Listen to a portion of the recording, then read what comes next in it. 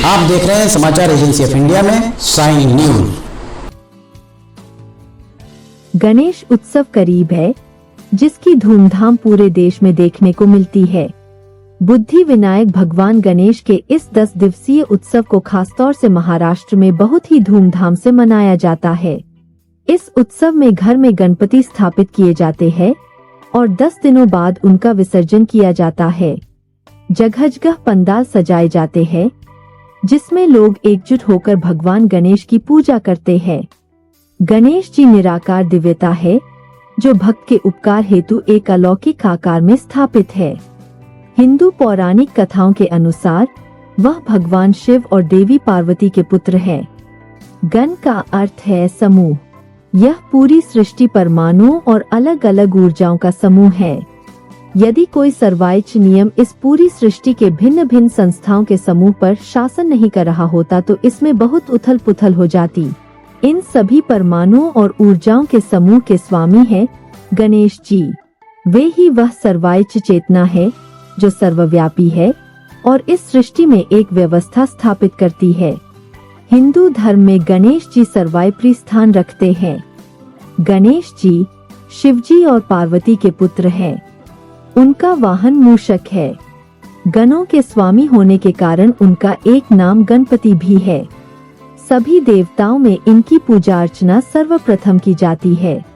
श्री गणेश जी विघ्न विनायक है। भाद्रपद शुक्ल चतुर्थी को मध्याह्न के समय गणेश जी का जन्म हुआ था। भगवान गणेश का स्वरूप अत्यंत ही मनोहर एवं मंगलदायक है। वे एक दंत और चतुर्बाहु है। अपने चारों हाथों में वे क्रमशः पाश, अंकुश, मोदक पात्र तथा वरमुद्रा धारण करते हैं। वे रक्तवर्ण, लंबोदर, शूर्पकर्ण तथा पीत वस्त्रधारी है। वे रक्त चंदन धारण करते हैं तथा उन्हें रक्तवर्ण के पुष्प विशेष प्रिय हैं। वे अपने उपासकों पर शीघ्र प्रसन्न होकर उनकी समस्त मनोकामनाएं पूर्ण करते हैं। लेकिन क्या आप जानते हैं भगवान गणेश की उत्पत्ति कैसे हुई? आदि शंकराचार्य जी ने गणेश जी के सार का बहुत ही सुंदरता से गणेश स्तोत्र में विवरण किया है। हालांकि गणेश जी की पूजा हाथी के सिर वाले भगवान के रूप में होती है, लेकिन यह आकार या स्वरूप वास्तव में उस निराकार परब्रह्मा रूप को प्रकट करता है। वे अजम निर्विकल्पन निराकार में कम हैं। अर्थात गणेश जी अजम अर्थात अजन्मे हैं, निर्विकल्प अर्थात बिना किसी गुण के है, निराकार अर्थात बिना किसी आकार के है और वे उस चेतना के प्रतीक है जो सर्वव्यापी है। गणेश जी वही ऊर्जा है जो इस सृष्टि का कारण है। यह वही ऊर्जा है जिससे सब कुछ प्रकट होता है और जिसमें सब कुछ विलीन हो जाता है। जानते हैं इससे जुड़ी पौराणिक कथा। जानकार विद्वानों का मत है कि शिव पुराण के अनुसार एक बार माता पार्वती ने स्नान से पूर्व शरीर पर हल्दी का उपटन लगाया था। इसके बाद जब उन्होंने उपटन उतारा तो इससे एक पुतला बना दिया और उसमें प्राण डाल दिए। इस तरह भगवान गणेश की उत्पत्ति हुई। इसके बाद माता पार्वती स्नान करने चली गई और गणपति को आदेश दिया कि तुम द्वार पर बैठ जाओ और किसी को भी अंदर मत आने देना। कुछ देर बाद वहां भगवान शिव आए और कहा कि उन्हें पार्वती जी से मिलना है। द्वारपाल बने भगवान गणेश ने उन्हें अंदर जाने से रोक दिया। इसके बाद शिवगणों और भगवान गणेश के बीच जबरदस्त युद्ध किया, लेकिन कोई भी उन्हें हरा नहीं सका। फिर क्रोधित शिवजी ने अपने त्रिशूल से बालक गणेश का सिर काट डाला। जब माता पार्वती को इस बात का पता चला तो वे प्रलाप करते हुए रोने लगी और प्रलय करने का निश्चय कर लिया। इससे देवलोक भयभीत हो उठा। फिर देवताओं ने उनकी स्तुति कर उन्हें शांत किया। भगवान शिव ने गरुड़ जी से कहा कि उत्तर दिशा में जाओ और जो भी माँ अपने बच्चे की तरफ पीठ करके सो रही हो उस बच्चे का सिर ले आओ। गरुड़ जी की काफी देर बाद तक ऐसा कोई नहीं मिला। अंततः एक हथिनी नजर आई। हथिनी का शरीर ऐसा होता है कि वो बच्चे की तरह मुंह कर नहीं सो सकती, तो गरुड़ जी उस शिशु हाथी का सिर काट कर ले आए। शिव ने उसे बालक के धड़ पर रखकर उसे पुनर्जीवित कर दिया। पार्वती उसे पुनः जीवित देख बहुत खुश हुई और तब समस्त देवताओं ने बालक गणेश को आशीर्वाद दिए। भगवान शिव ने उन्हें आशीर्वाद दिया कि किसी भी मांगलिक कार्य की शुरुआत अगर गणेश पूजा से होगी तो वो सफल होगा। उन्होंने गणेश को अपने समस्त गणों का अध्यक्ष घोषित करते हुए आशीर्वाद दिया कि विघ्न नाश करने में गणेश का नाम सर्वप्रिय होगा। इसीलिए भगवान गणेश को विघ्नहर्ता भी कहा जाता है। अब जानते हैं कि आखिर पार्वती जी के शरीर पर मैल क्यों था। जानकार विद्वानों के अनुसार पार्वती प्रसन्न ऊर्जा का प्रतीक है। उनके मैले होने का अर्थ है कि कोई भी उत्सव राजसिक हो सकता है, उसमें आसक्ति हो सकती है और आपको आपके केंद्र से हिला सकता है। मैल अज्ञान का प्रतीक है और भगवान शिव सर्वाइच सरलता, शांति और ज्ञान के प्रतीक है। इसी मैल को हटाने उन्होंने उपटन लगाया और इसी उपटन से भगवान गणेश का जन्म हुआ। आखिर भगवान गणेश के धड़ पर हाथी का सिर क्यों? तो जब गणेश जी ने भगवान शिव का मार्ग रोका, इसका अर्थ हुआ कि अज्ञान, जो कि मस्तिष्क का गुण है, वह ज्ञान को नहीं पहचानता, तब ज्ञान को अज्ञान से जीतना ही चाहिए। इसी बात को दर्शाने के लिए शिवजी ने गणेश जी के सिर को काट दिया था। जानिए हाथी का ही सिर क्यों लाया गया। हाथी ज्ञान शक्ति और कर्म शक्ति दोनों का ही प्रतीक है। एक हाथी के मुख्य गुण होते हैं, वे है बुद्धि और सहजता। एक हाथी का विशालकाय सिर बुद्धि और ज्ञान का सूचक है। हाथी कभी भी अवरोधों से बचकर नहीं निकलते, नहीं वे उनसे रुकते हैं। वे केवल उन्हें अपने मार्ग से हटा देते हैं और आगे बढ़ते हैं। यह सहजता का प्रतीक है।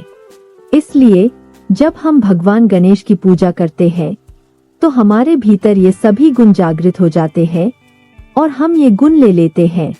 जानकार विद्वान बताते हैं कि भगवान गणेश की उत्पत्ति की और भी अनेक कथाएं प्रचलित है। इसमें एक कथा है जिसमें पुराणों में गणेश के संबंध में अनेक आख्यान वर्णित है। एक कथा के अनुसार एक बार भगवान शिव के शिष्य शनिदेव कैलाश पर्वत पर आए। उस समय शिव ध्यान में थे तो शनिदेव सीधे पार्वती के दर्शन के लिए पहुंच गए। तब पार्वती बालक गणेश के साथ बैठी थीं। बालक गणेश का मुख सुंदर और हर तरह के कष्ट को भुला देने वाला था। शनिदेव आंखें नीची किए पार्वती से बात करने लगे। पार्वती ने देखा कि शनिदेव किसी को देख नहीं रहे हैं, वे लगातार अपनी निगाहें नीची किए हुए हैं।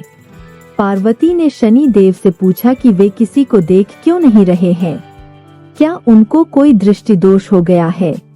शनिदेव ने कारण बताते हुए कहा कि उन्हें उनकी पत्नी ने शाप दिया है कि वो जिसे देखेंगे उसका विनाश हो जाएगा। पार्वती ने पूछा कि उनकी पत्नी ने ऐसा शाप क्यों दिया है, तो शनिदेव कहने लगे कि मैं लगातार भगवान शिव के ध्यान में रहता हूँ। एक बार मैं ध्यान में था और मेरी पत्नी ऋतुकाल से निवृत्त होकर मेरे समीप आई, लेकिन ध्यान में होने के कारण मैंने उसकी ओर देखा नहीं।